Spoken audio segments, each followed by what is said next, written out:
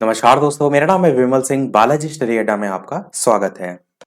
कल हमने देखे थे पर्यावरण एनसीईआरटी पर बेस्ड 50 प्रश्न। यदि पिछला वाला वीडियो आपने नहीं देखा है, साइड में आई बटन में पिछला वाला वीडियो आपको मिल जाएगा, उसको अवश्य देख लीजिएगा। वो 50 प्रश्न आपके 200 प्रश्न के बराबर हैं, क्योंकि सारी इंफॉर्मेशन भी साथ में मैंने दी थी, तो उन प्रश्नों को अवश्य देख लीजिएगा। आज हम देखेंगे बाल विकास और शिक्षा शास्त्र, जो आपका पोर्शन है। जिस प्रकार से हम सेट देख रहे थे उसी क्रम में ही देखेंगे, तो इसके प्रश्न देखेंगे। पर आज हम प्रश्न 15 प्रश्न जो है वो नहीं देखेंगे, आज हम टोटल 30 प्रश्न देखेंगे। और यहाँ पर हम जो ऑप्शन है चारों, उसको स्पीड में पढ़ेंगे, ताकि ज्यादा आपका जो वीडियो है लेंथी जो है वो ना जाए। तो चलिए शुरू करते हैं प्रश्न नंबर 1 से। और ये जो आप प्रश्न देख पा रहे हैं यहाँ पर, ये आपके प्रीवियस ईयर से हम स्टार्ट कर रहे हैं। ये आपका जो पेपर है आपका, ये 2011 का पेपर है।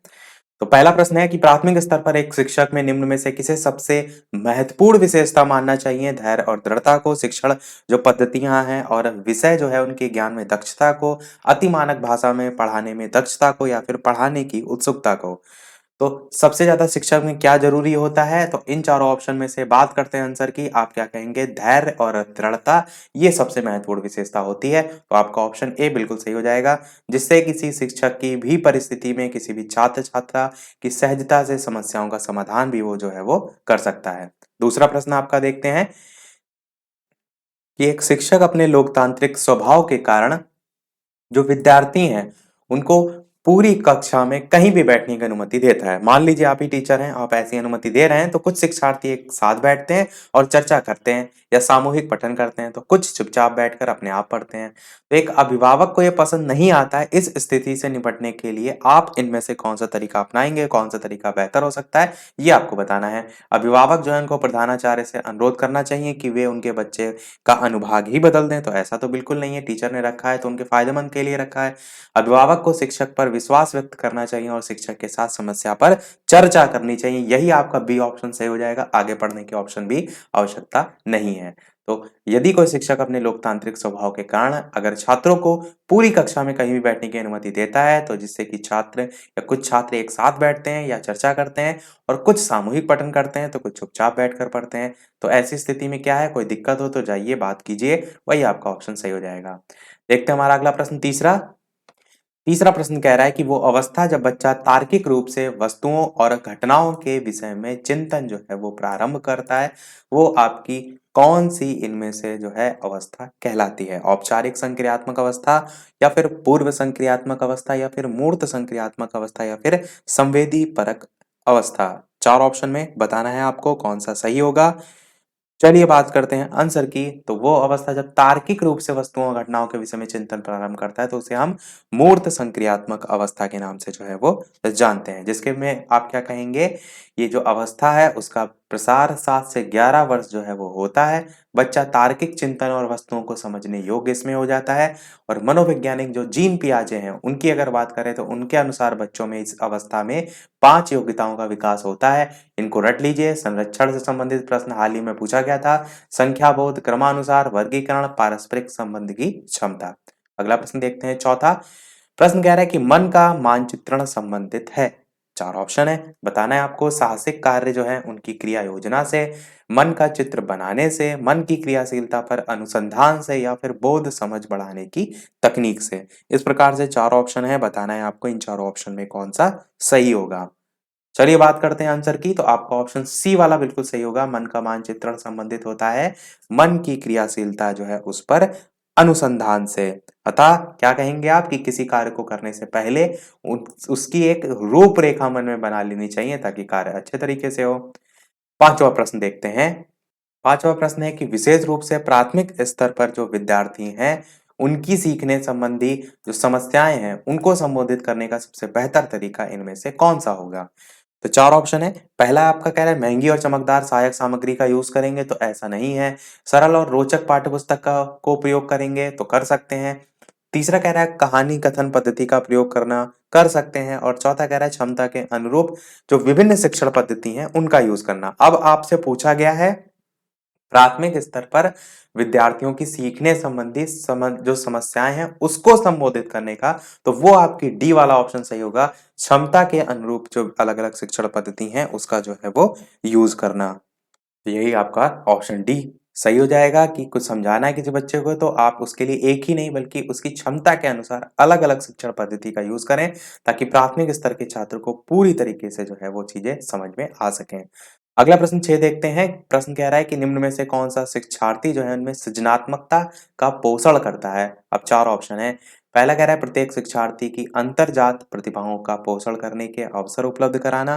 दूसरा कह रहा है विद्यालय जीवन के प्रारंभ से उपलब्धि के लक्ष्यों पर बल देना।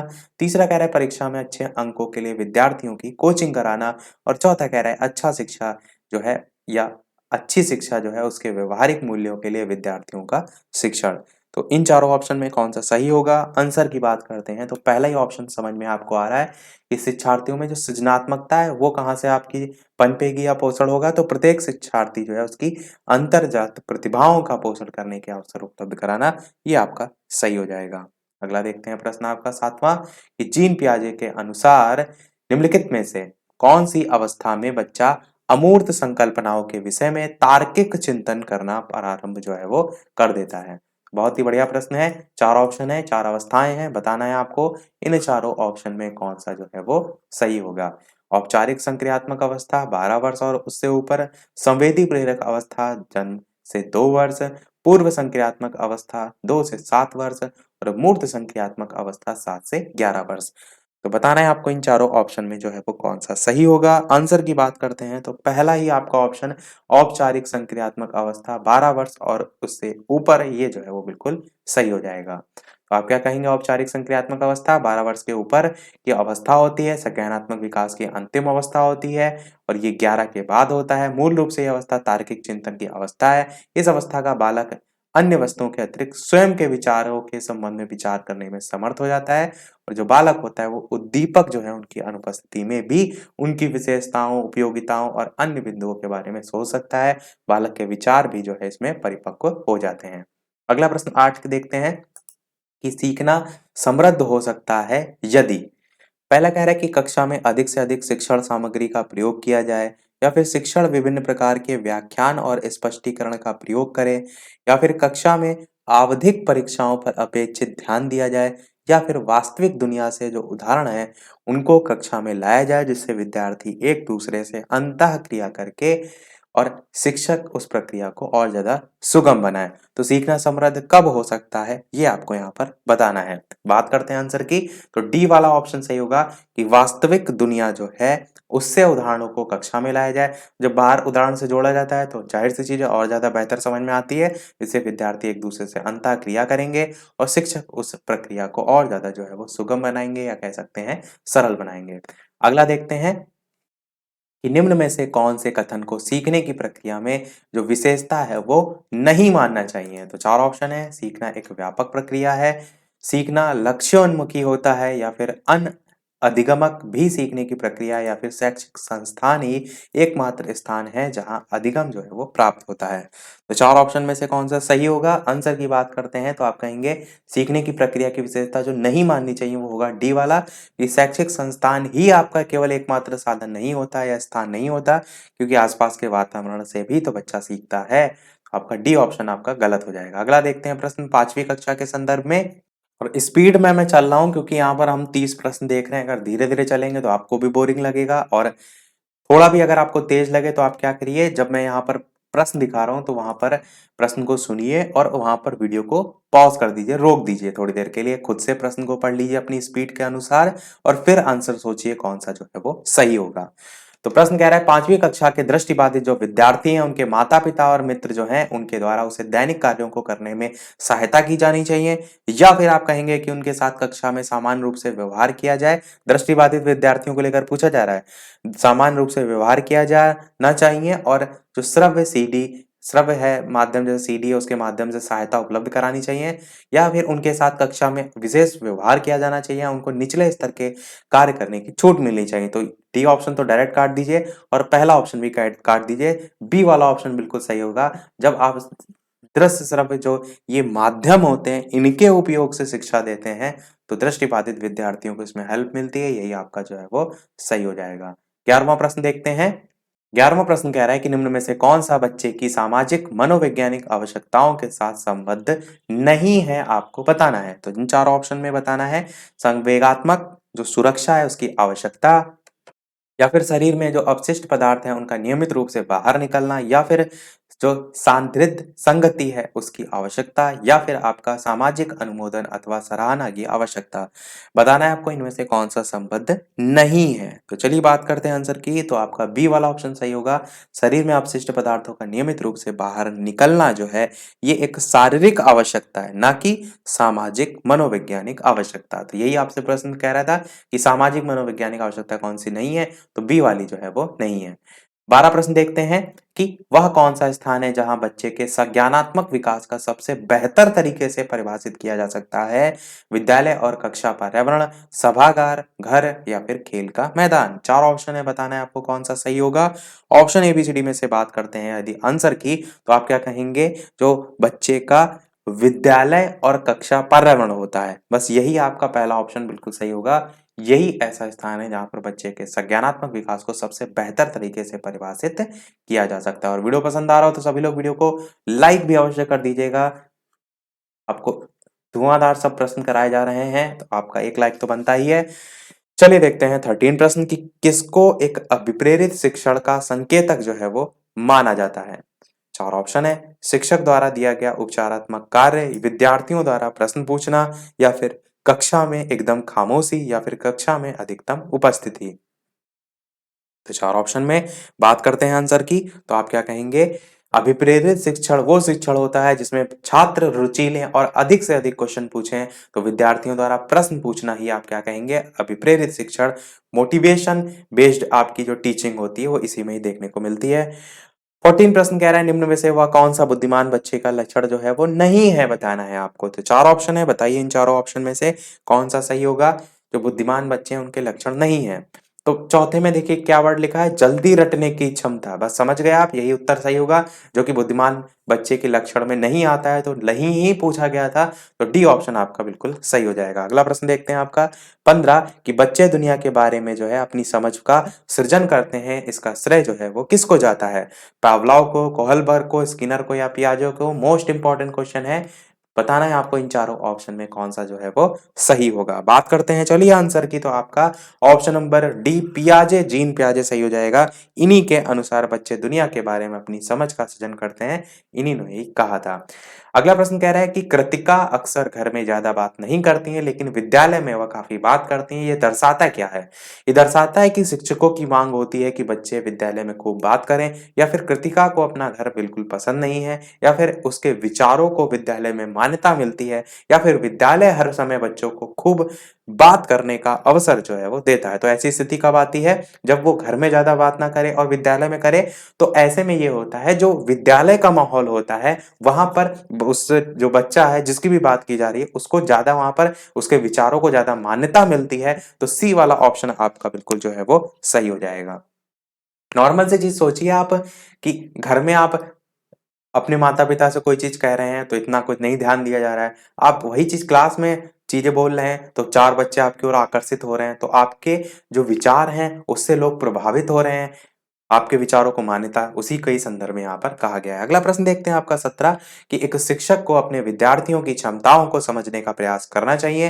निम्नलिखित में से कौन सा क्षेत्र इस उद्देश्य के साथ संबद्ध है। सामाजिक दर्शन, मीडिया मनोविज्ञान, शिक्षा मनोविज्ञान, या फिर शिक्षा समाजशास्त्र।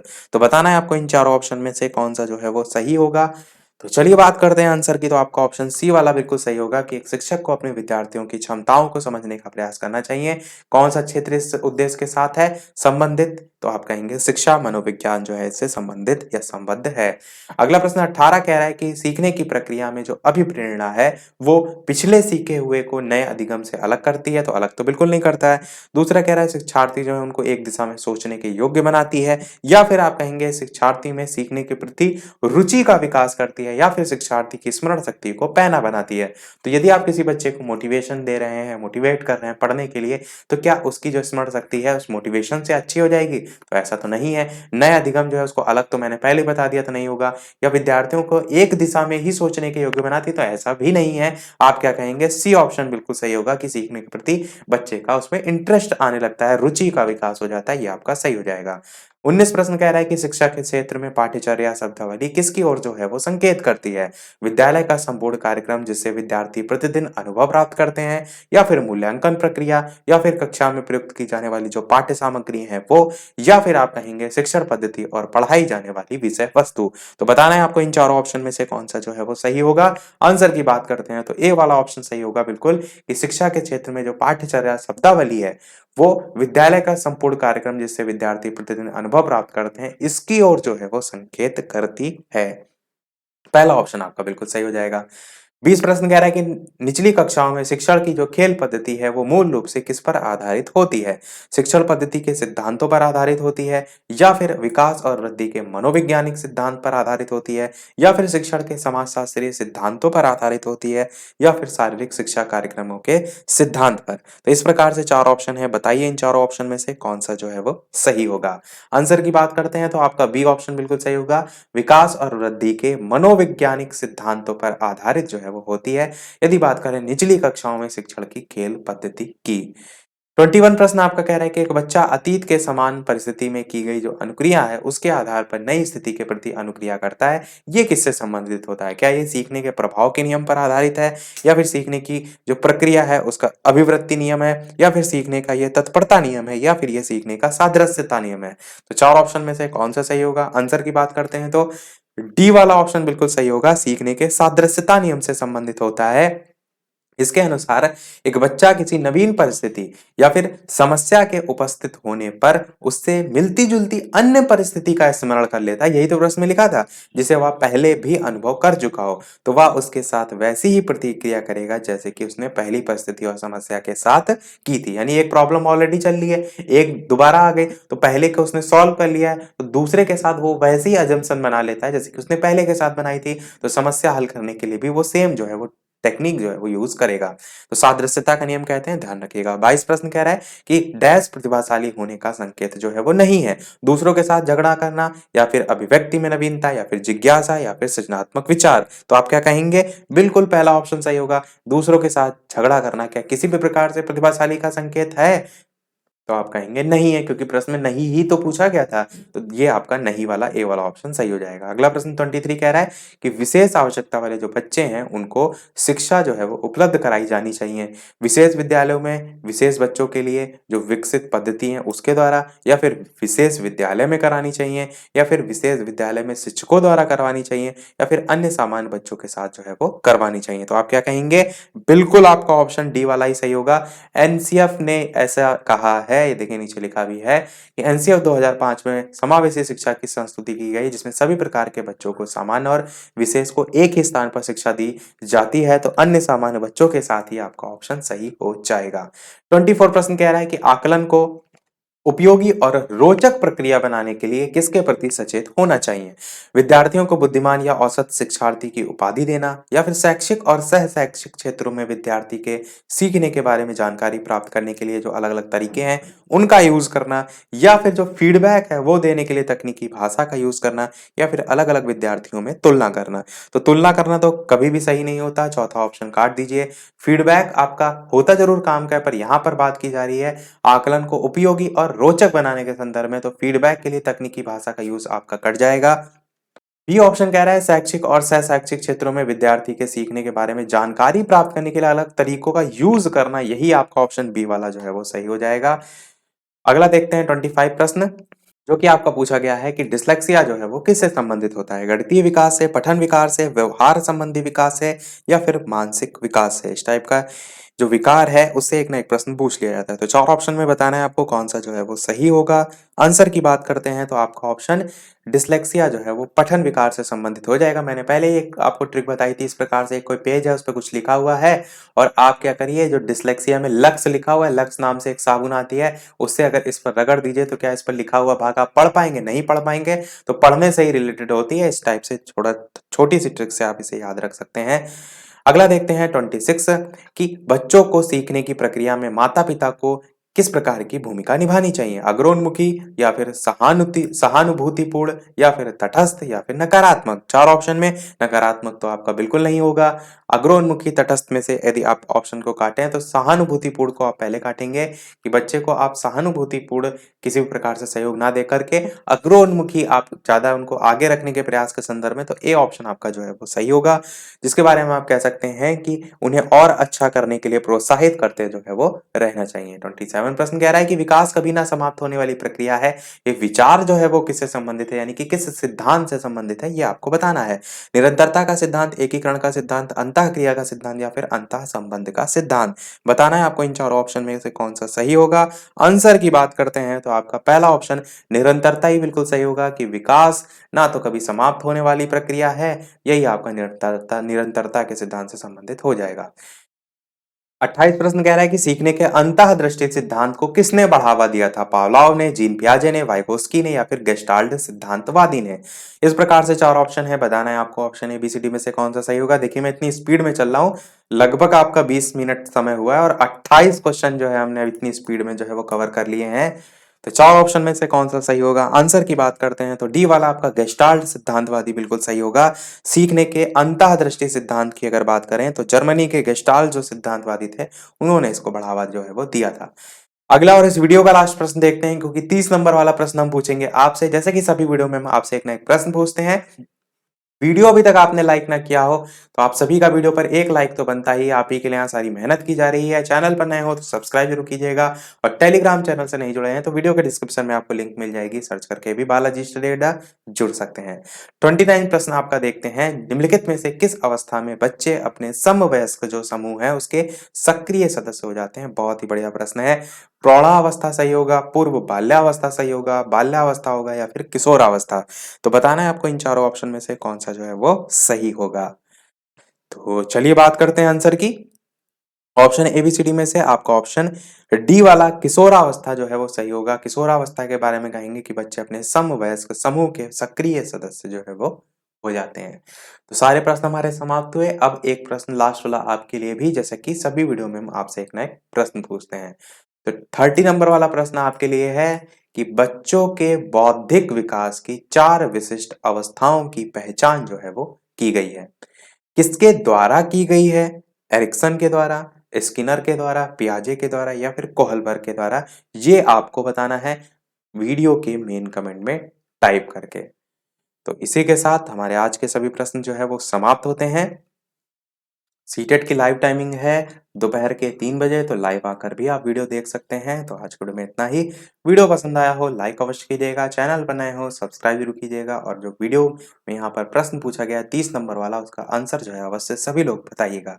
फिर मिलते हैं अगले वीडियो में एक नए टॉपिक के साथ, कुछ नए प्रश्नों के साथ। तब तक के लिए नमस्कार। Thank you for watching.